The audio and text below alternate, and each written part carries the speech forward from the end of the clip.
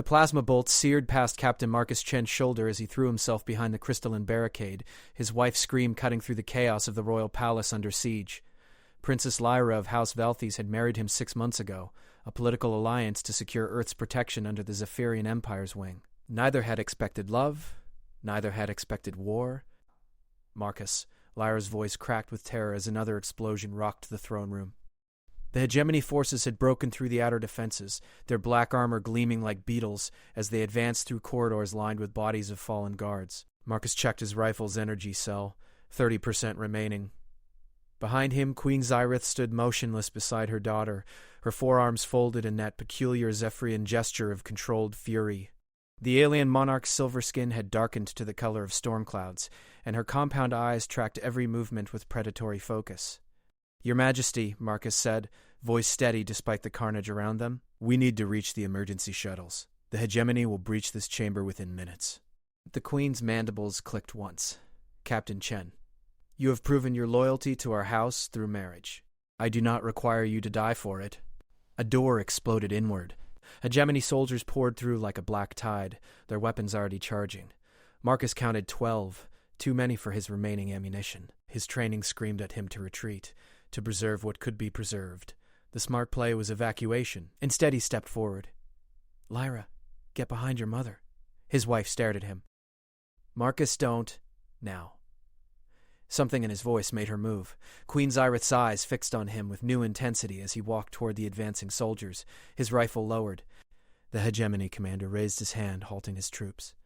"Human," the commander spoke through his translator, "you will surrender the royal family and your death will be swift." Marcus smiled, and it was not a pleasant expression. "I have a counteroffer." The air around him began to shimmer. Lyra gasped as her husband's form seemed to expand, not physically, but somehow more, as if reality bent slightly around his presence. The temperature in the room dropped 10 degrees. "What?" the hegemony commander started. Marcus closed his eyes for one heartbeat. When they opened, they blazed with silver fire. "You came to the wrong planet." The transformation wasn't visible at first. It started as a vibration in the floor, a resonance that made the crystal walls hum. Then Marcus moved, and the universe moved with him. His first step covered 20 feet. His hand caught the commander's throat before the alien could blink, lifting the armored figure off the ground with casual strength. The other soldiers opened fire, but the plasma bolts bent around Marcus like water around stone. "Impossible," Queen Zyrith whispered. Marcus turned the commander to face his troops. "Tell them to leave. Now." The commander tried to speak, but managed only a choke. Marcus loosened his grip slightly. "The royal family is under my protection," Marcus said, his voice carrying impossible weight. "Anyone who threatens them threatens Earth. And Earth does not forgive." The hegemony soldiers retreated a step, their weapons wavering. Behind Marcus, more explosions echoed from deeper in the palace. Thousands of enemy troops were still fighting through the corridors, slaughtering everyone in their path. Queen Zyrith stepped forward. "Captain, what are you?" Marcus dropped the commander, who scrambled backward. The silver fire in his eyes intensified. "Something your daughter helped me remember." Lyra moved to his side despite the danger. "Marcus, I don't understand." "You're supposed to be human." He looked at her, and for a moment the fire dimmed to something almost normal. "I am human." "That's exactly what I am."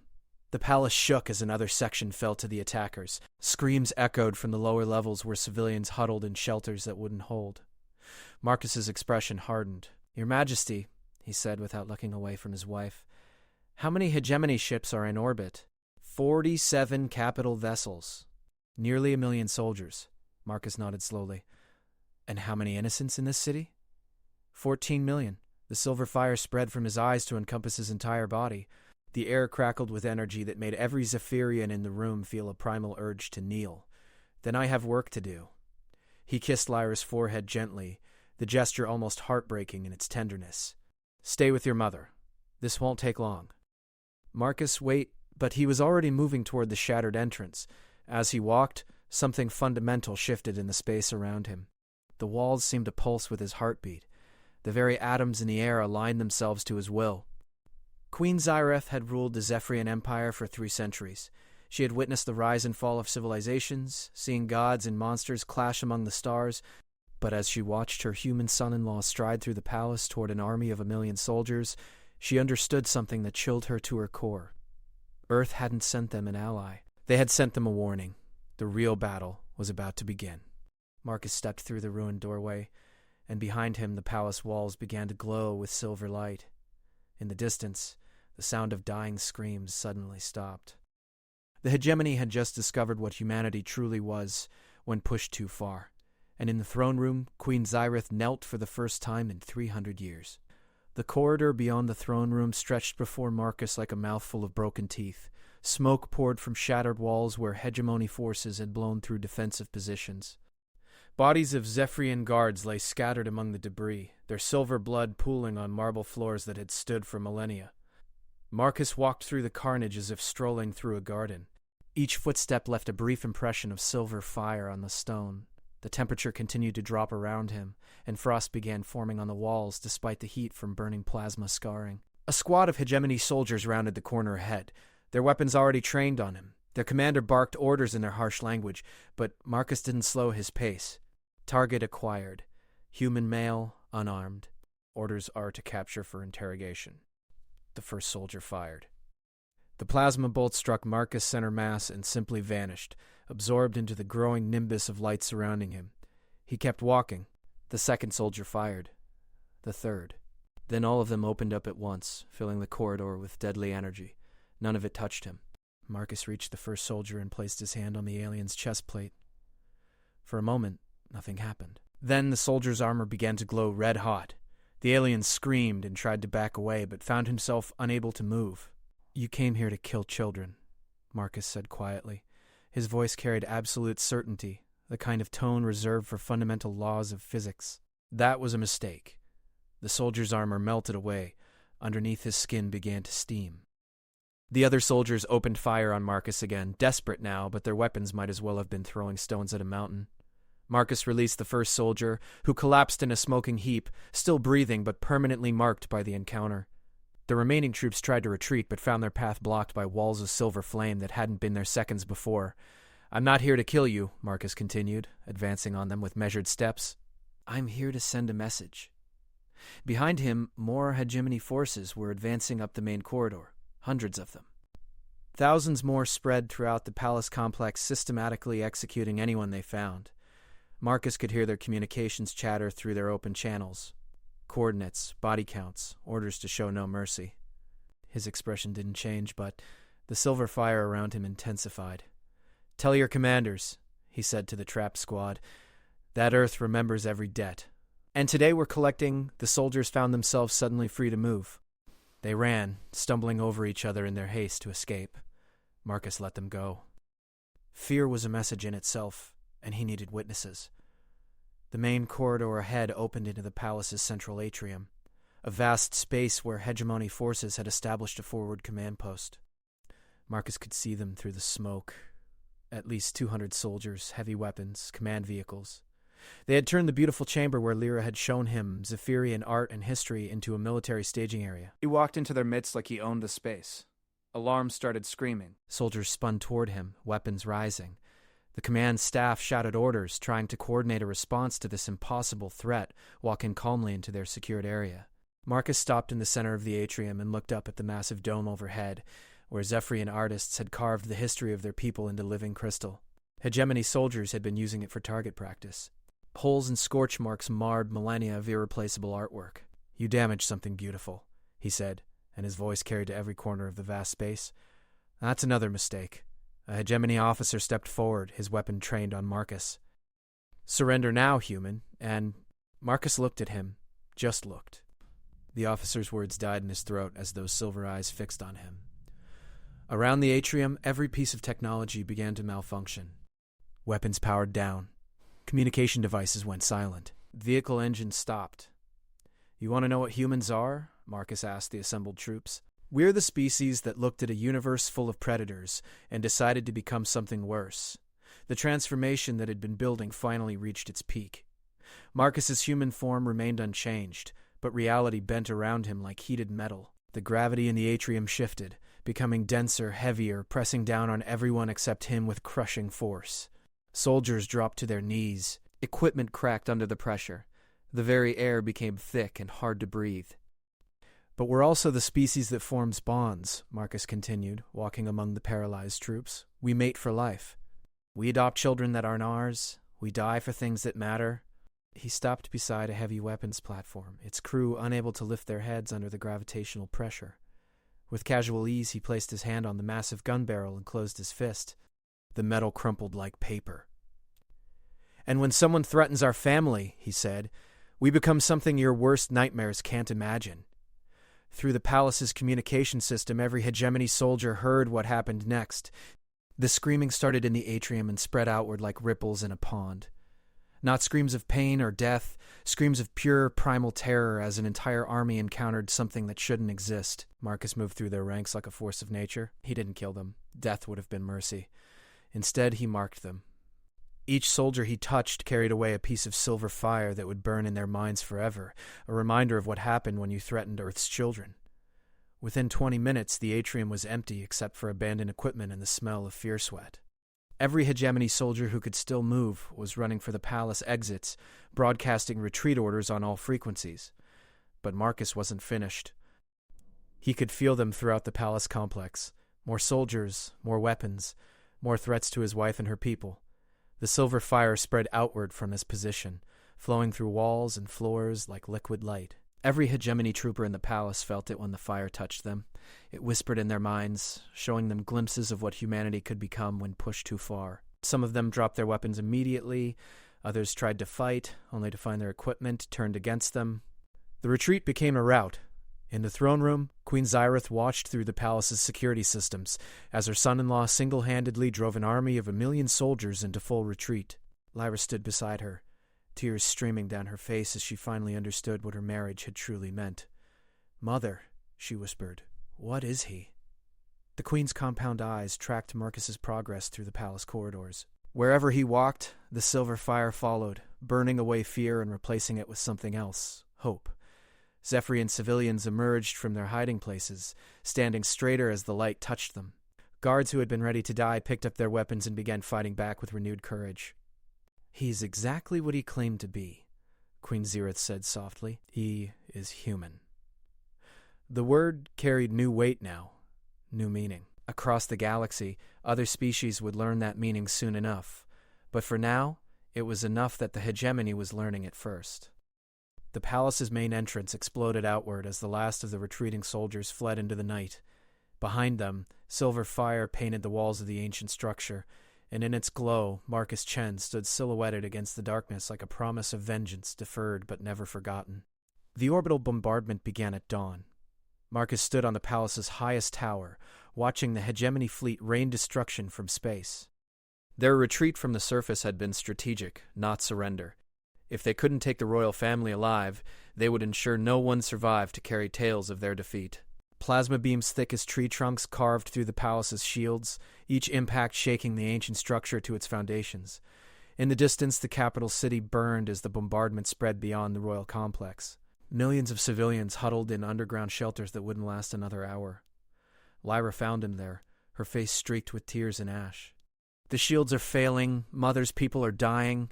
Marcus nodded without taking his eyes off the fleet above.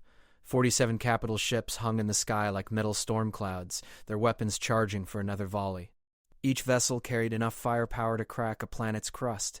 Together, they could turn the entire world into molten slag. "I counted their ships," he said quietly. "Every gun emplacement. Every escape pod, every life sign aboard." "Marcus," he turned to face his wife, and she saw something in his expression that made her step back. The silver fire in his eyes had grown cold, calculating. This wasn't the gentleman who had married her out of duty and somehow learned to love her. This was something else wearing his face. "Do you know why Earth agreed to your mother's alliance?" he asked. Lyra shook her head. "Because we recognize something in your people. You protect what matters. You build things that last. You make art that survives millennia." Another plasma beam struck the shields, sending cascades of sparks across the dome. "You're worth protecting." He kissed her forehead again, the same gentle gesture from before. But this time, when he pulled away, silver fire transferred from his skin to hers, settling around her like invisible armor. "Stay here. Watch." Remember what you see. Where are you going? Marcus looked up at the fleet. To end this, the transformation that had been building since the palace invasion finally completed itself. Marcus's human form dissolved into pure silver flame, rising from the tower like a newborn star. The light was visible from orbit, burning bright enough to trigger radiation warnings on every hegemony vessel. Admiral Vex of the Hegemony First Fleet watched the phenomenon through his flagship's sensors. What am I looking at? Unknown energy signature, sir, his tactical officer reported. It's rising from the planet's surface. Energy output is impossible, sir. Our instruments can't measure it. The light continued to climb, leaving the atmosphere behind as it accelerated toward the fleet. Vex had commanded ships for 40 years. He had seen weapons that could shatter moons, entities that fed on starlight, supernovas that painted nebulae with their dying screams. None of it had prepared him for what approached his fleet. All ships concentrate fire on that energy signature. Maximum yield. 47 capital ships opened fire simultaneously. The combined firepower could have sterilized a continent. The beam struck the ascending light and simply vanished, absorbed without slowing its rise. Marcus reached the edge of the fleet's formation and stopped, hanging in space like a silver sun. Through the fire, his human consciousness remained intact, but expanded beyond anything he had imagined possible.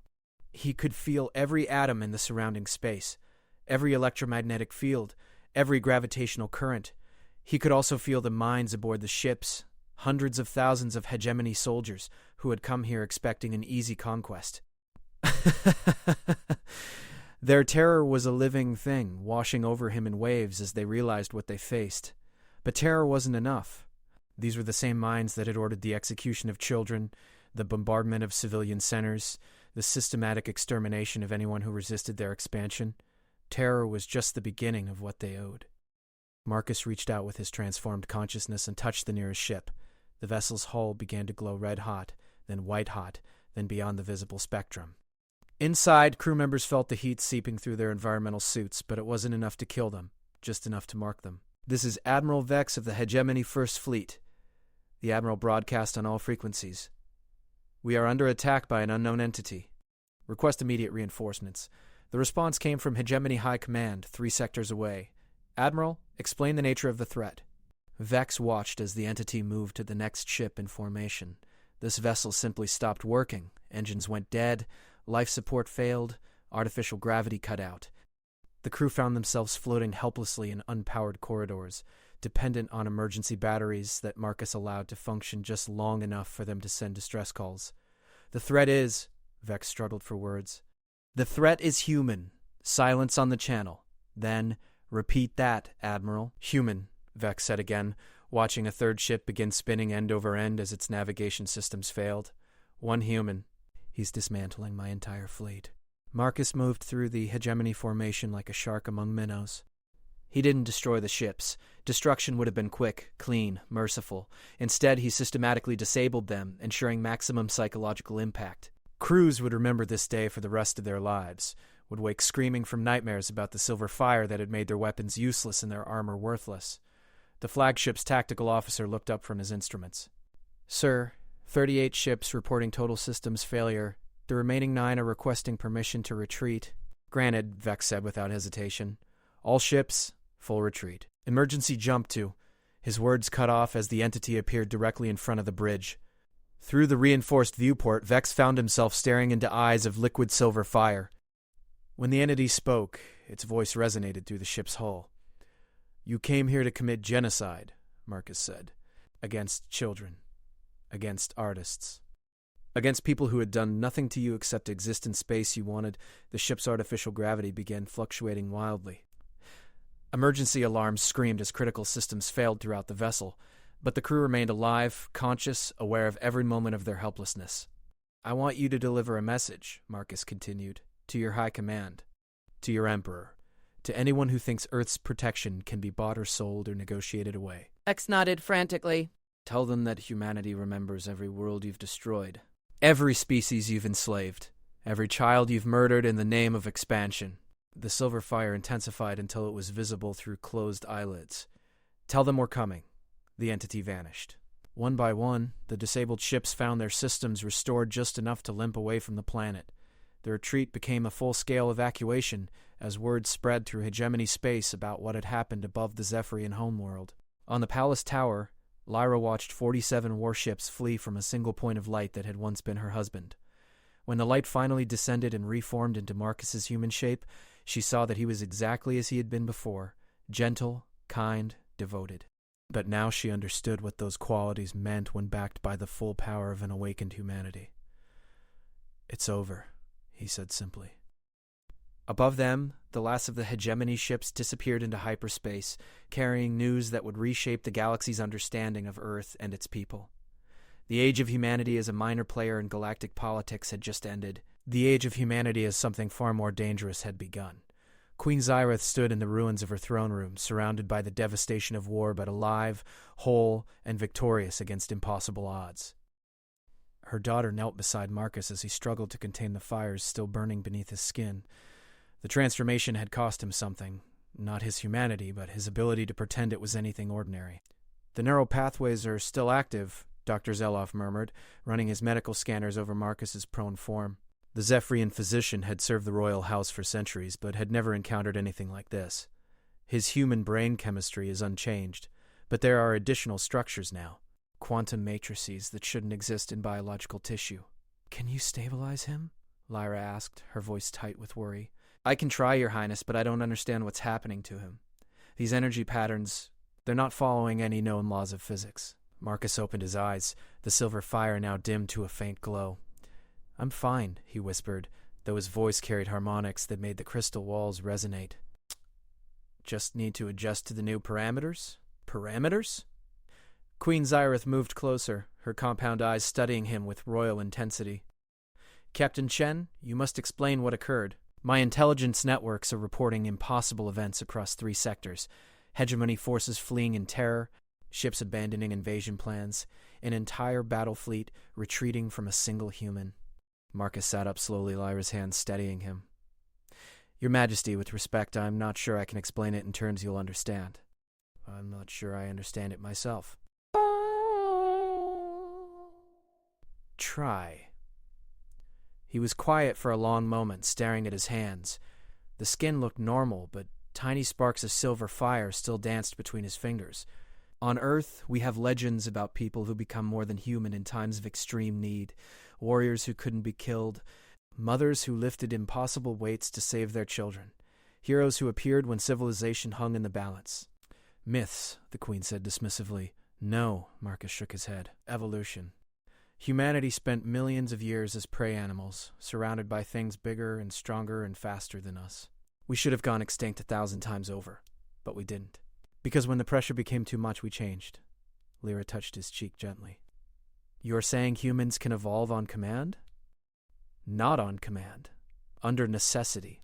He looked at her with eyes that held depths of silver fire. "When I saw you in danger, when I felt your fear, something in my genetic structure activated. Latent capabilities that Earth's children carry in their DNA like loaded weapons waiting for the right trigger." Queen Zyrith absorbed this information with the calculating mind of a ruler. "How many humans possess this capability?" "All of them," Marcus said simply. "Every human alive carries the potential for ascension. We just need the right motivation."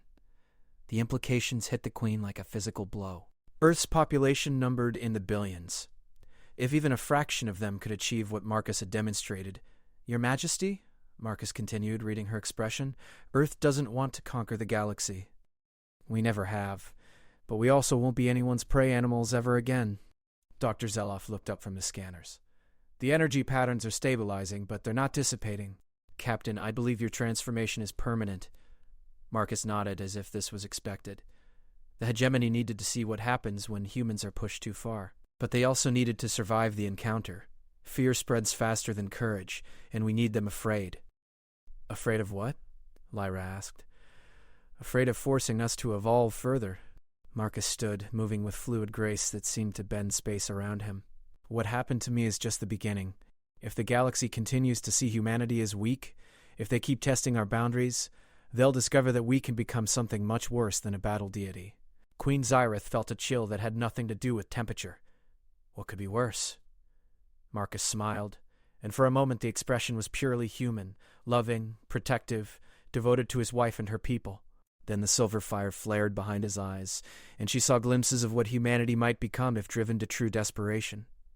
A species that decides the galaxy would be safer without predators in it. The Queen stepped backward involuntarily. In 300 years of rule, she had never felt the need to retreat from anything, but the casual certainty in Marcus's voice carried implications that terrified her on a species level. "Earth sent me here as a diplomat," Marcus continued, "a symbol of our commitment to peaceful coexistence. But they also sent me as a warning. The hegemony has learned what that warning means. Now the rest of the galaxy will learn it too." Reports were already coming in from across known space. Hegemony ships abandoning planned invasions, slave-trading cartels releasing their captives rather than risk human attention, pirate fleets fleeing from sectors where Earth merchant vessels might pass. Word was spreading about what had happened above the Zephyrian homeworld. The story grew in the telling, as stories do, but the core truth remained unchanged. A single human had forced an entire battle fleet to retreat through the application of impossible power. "What happens now?" Dr. Zelef asked, his medical instruments still registering energy readings that made no sense. Marcus took Lyra's hand, and she felt the silver fire flow between them. Not burning, but warming, protecting, claiming her as something precious beyond measure. "Now we go home," he said. "I have reports to file with Earth Command. They need to know that the Ascension protocols work, and that we may need to activate more of them soon." "More?" Queen Zyrath's voice cracked slightly. "The hegemony won't give up after one defeat. They'll regroup, bring in reinforcements, try to find weapons that can counter what they saw here." Marcus looked out through the shattered walls toward the stars. "When they do, they'll discover that humanity doesn't fight fair. We fight to win, and we've had a very long time to prepare for wars like this." Lyra squeezed his hand. "Will you have to change again?" "Only if they force me to." He brought her hand to his lips, kissing her fingers with infinite gentleness. "But Lyra, you need to understand something. What you saw today, what your mother witnessed, that's going to change how the galaxy sees Earth forever. We're not the harmless newcomers anymore. We're the species that produces things like me when our families are threatened." The silver fire in his eyes flared, one more time, bright enough to cast shadows on the walls. When it faded, Marcus looked completely human again, except for the knowledge burning behind his gaze that he could become something far more dangerous at will. Queen Zyrath knelt again, this time by choice rather than compulsion. "Captain Chen, Marcus, my son, House Velthes is honored by your protection, and Earth is honored to provide it," Marcus replied. "But your majesty, make sure that honor never becomes necessity, because if humanity has to ascend as a species rather than individuals, the galaxy won't survive what we become." Oh, the weight of that statement settled over the throne room like a burial shroud. Outside, the city began to rebuild, but everyone who had witnessed the events of the day knew that the universe had fundamentally changed. Humanity had revealed what it truly was beneath the veneer of civilization, and the galaxy would never forget. In the months following what historians would call the ascension of Zephyrus Prime, the balance of power shifted across known space like tectonic plates finding new positions. The hegemony's retreat became a full withdrawal from 17 sectors as news of their defeat spread through subspace communications faster than their own ships could carry denials. Marcus stood in the palace's restored war room, watching holographic displays that showed the galaxy reorganizing itself around a new reality. Trade routes that had been dominated by hegemony vessels for decades suddenly filled with ships from dozens of species previously too intimidated to compete. Slave markets that had operated openly for centuries went underground or simply disappeared. "The ripple effects are extraordinary," Ambassador Kethvar reported. The elderly Zephyrian diplomat gestured at the streaming data. 73 minor species have formally requested protection under Earth's alliance network. The Rigelian Confederacy has tripled their technology-sharing agreements with human colonies. Even the Void merchants are offering terms that would have been unthinkable 6 months ago. Queen Zyrath nodded from her position at the head of the table.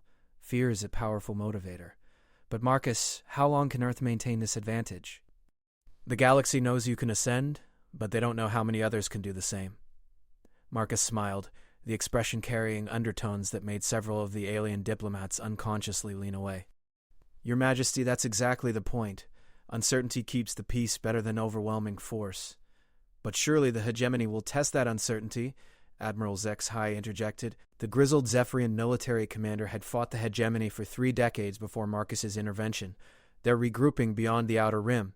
My sources report they're developing new weapons, recruiting mercenary fleets, even negotiating with the Void touched. The Void touched ancient entities that existed partially outside normal spacetime, feeding on the psychic energy of dying civilizations. Even mentioning them in formal discussion was considered dangerous. "Let them," Marcus said quietly. "Earth Command has been monitoring their activities since the retreat began. We're aware of their new weapon systems, their recruitment efforts, their negotiations with entities they don't understand." Lyra, now wearing the ceremonial armor of Earth's diplomatic guard, leaned forward. "Marcus, you're talking like Earth has been planning for this escalation." "We have been." Marcus activated a new holographic display, this one showing star charts marked with symbols that made everyone in the room uncomfortable. "Humanity spent centuries being told we were too primitive for galactic politics, too young for meaningful influence. We used that time to learn, to prepare, to evolve." The star chart zoomed in on a sector near Earth's core territories. Dozens of systems were marked with symbols indicating human presence, but the tactical readings suggested something far beyond normal colonies. "Training facilities," Marcus explained, "scattered across 100 worlds. Every human child born in the last 50 years has been through protocols designed to unlock their ascension potential, not to force it. That would be dangerous for everyone involved, but to ensure the capability is there when needed." Ambassador Kethvar stared at the display. "You're describing an entire species being prepared for war." "No," Marcus corrected. "We're describing an entire species being prepared to ensure war never becomes necessary again." The distinction was subtle but crucial. The assembled diplomats began to understand the true scope of what Earth had accomplished. Not the creation of an army, but the evolution of a people into something that made armies irrelevant. "How many?" Queen Zyrath asked, her voice barely audible. "Classified," Marcus replied. "But the hegemony's intelligence networks have already intercepted fragments of the data. They know the numbers are substantial." Another holographic display activated, this one showing intercepts of hegemony communications. Admiral Vex's report to High Command played out in stark detail. His description of facing a single ascended human, the complete helplessness of his fleet, the terrible certainty that humanity possessed capabilities beyond conventional understanding. "Sir," the recording played, "recommend immediate cessation of all hostile activities toward Earth territories. Repeat, recommend full diplomatic engagement with human authorities. The entity that dismantled our fleet was operating under significant restraint. If they choose to escalate..." The recording cut off, but the implications hung in the air like smoke. Dr. Zelef entered the war room carrying a datapad covered in medical readings. "Marcus, your biometric signatures have stabilized, but the quantum matrices continue to strengthen. At current progression rates, your baseline capabilities will triple within the year." Marcus nodded, as if this was expected. "The ascension isn't a one-time event. It's an ongoing evolution. The more threats humanity faces, the more we adapt to counter them." "And if the threats stop?" Lyra asked. "Then the evolution plateaus at whatever level provides adequate deterrent effect." Marcus looked at her with eyes that held depths of silver fire. "The process is self-regulating. We become exactly as dangerous as we need to be. No more, no less." Admiral Zexehai studied the strategic displays with the eye of a career military officer. "Captain Chen, this creates a paradox. The more powerful humanity becomes, the more likely other species are to unite against you. Fear of a common threat has unified enemies before."